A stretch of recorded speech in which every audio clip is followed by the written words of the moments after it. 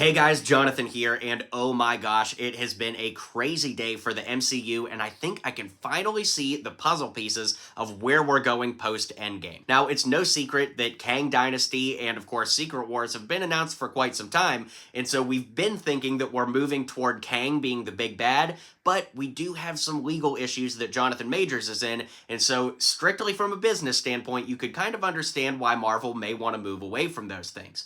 Well, I'm recording this video on the same day that the Loki Season 2 finale came out, the Marvels came out, and we just got announcements about what's happening for the MCU next year. And spoiler alert, basically Deadpool 3 is the only MCU movie that is hitting theaters next year. And I think that all of this ties together to show that Marvel has two very clear paths that they could go down. One where Kang is completely removed from the MCU and never needs to be referenced again.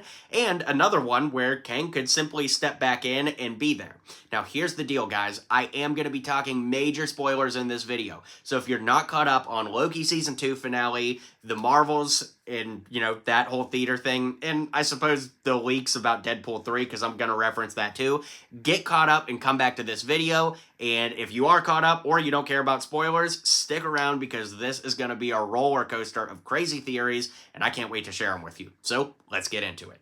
If you're new here to the channel, though, be sure to hit like and subscribe down below. I'm always talking Marvel, superheroes, Lego, and all that fun stuff. So if you're not a part of the channel family yet, now's the time. The Loki Season 2 finale was absolutely awesome, and it ends with Loki becoming the god of stories of sorts, and now Loki is he who remains, which is absolutely crazy, but think about what that does. We get that one little scene where the young Victor Timely is just working in his lab and he never receives the TVA handbook, and because of that, technically, the MCU could move on without Kang and be fine for it.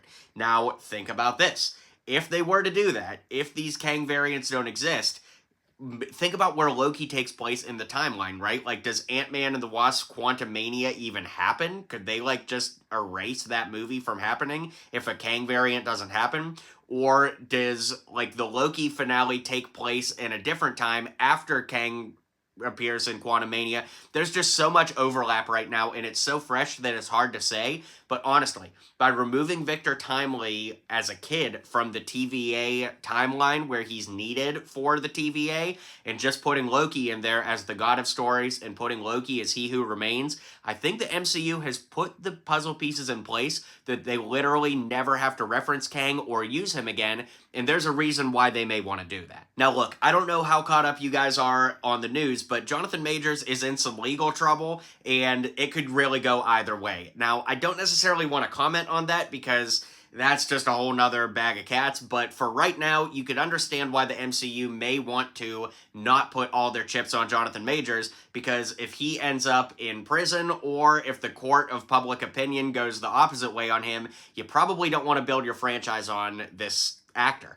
Now, that being said, things could turn around for him. This could all turn out to be, false allegations or whatever. But again, I don't want the focus of the video to be that. I just want to touch on the fact that there's definitely a reason Marvel may not want to make him their poster boy. And Loki Season 2, the way that it all wraps up, it goes in a way that we really don't necessarily need Kang anymore. I mean, you could see that they could bring him back, but they don't have to. So let's talk about the route where they don't have to bring back Kang. So now Loki has taken the place of He Who Remains. Loki rules over the TVA, and honestly, if they don't even want to touch the alternate timeline multiverse stories anymore, they technically wouldn't even have to do that because we know Loki's in control of everything.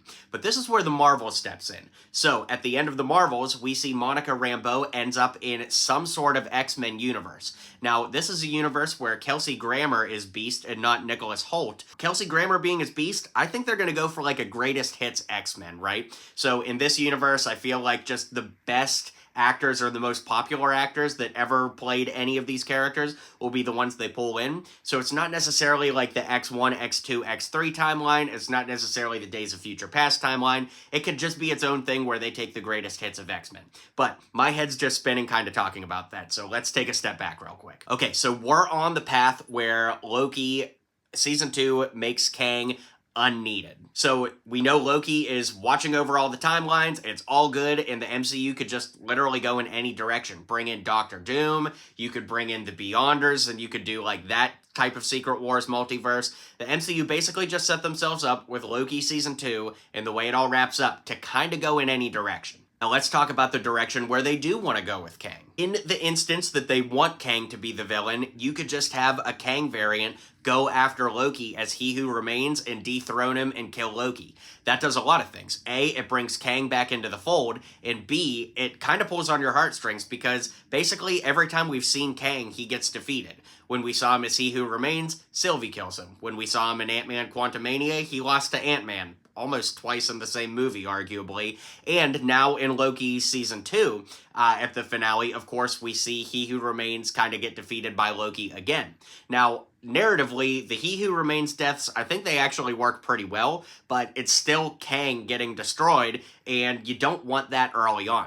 But if this is kind of like a reset to bring us a bigger, badder, newer Kang, you could certainly do that, and I think you could really get away with it. Now, I want to circle back to Ant-Man and the Wasp Quantumania, because this is where things get a little bit hairy. So, Ant-Man and the Wasp Quantumania absolutely happened, and we know it still happened because we see Kamala Khan tell Kate Bishop at the end of the Marvels, did you know Ant-Man has a daughter? Well, that would imply that Kamala Khan also knows that Ant-Man's daughter has a shrinking suit, so that tells you that the events of Ant-Man and the Wasp Quantumania actually happened.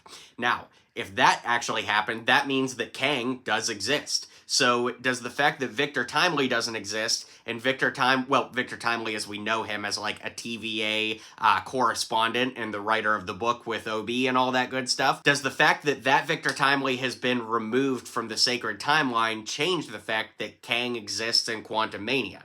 This is where things start to get a little bit wonky, and it's too fresh to know, but I'm not exactly sure. Now, I also promised to talk about Deadpool 3 being the only movie we're getting from the MCU in 2024 as the slate currently sits.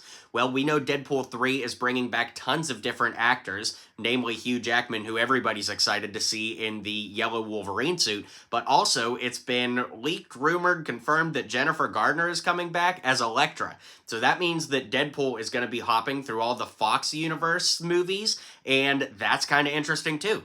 Does this tie into the multiverse? Is Loki allowing this to happen as the god of stories, He Who Remains now? This is where I think it could all tie in, and maybe Loki does a, Hulk-style thunderclap to bring everybody into one universe, and that's how Deadpool ends up in the main timeline of the MCU.